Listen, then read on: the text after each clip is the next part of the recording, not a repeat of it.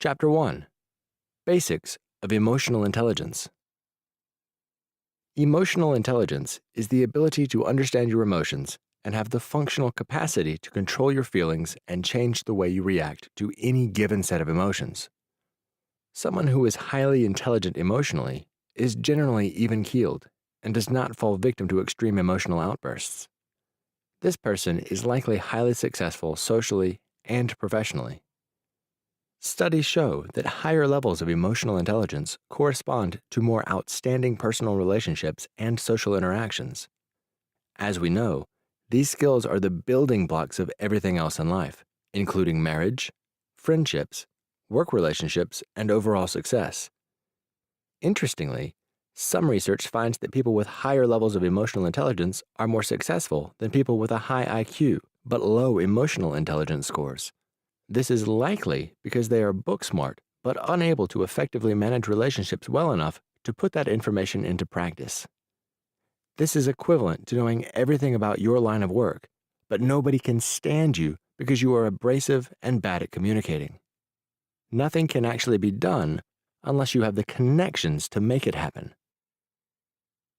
Everyone is born with an inherent need to connect with others. For some, this comes very easily, and they are in good connection with their feelings and empathize with others. For many more people, this is a learned skill, something that requires conscious effort to build over time. Studies also show that emotional education in the form of classes and a conscious effort to recognize and understand feelings will raise a low emotional intelligence score. Emotional intelligence comes with a great deal of time and practice. It is something that needs to be nurtured constantly, always learning more about yourself and growing your emotions.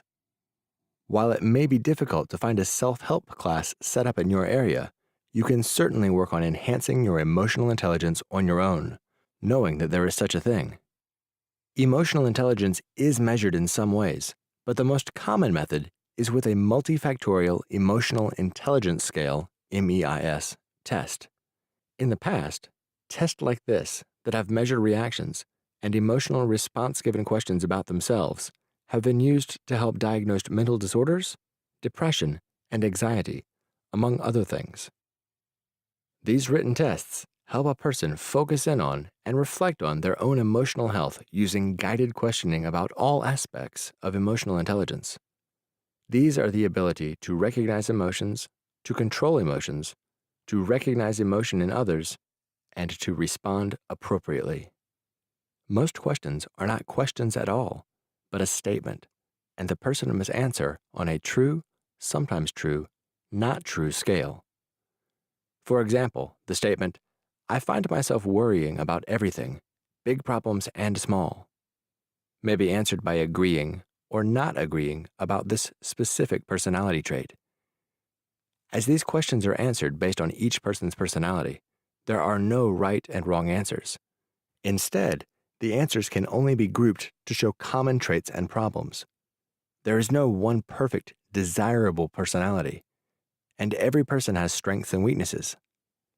Perhaps one person is very sociable with many friends, but is incapable of getting in touch with their emotions.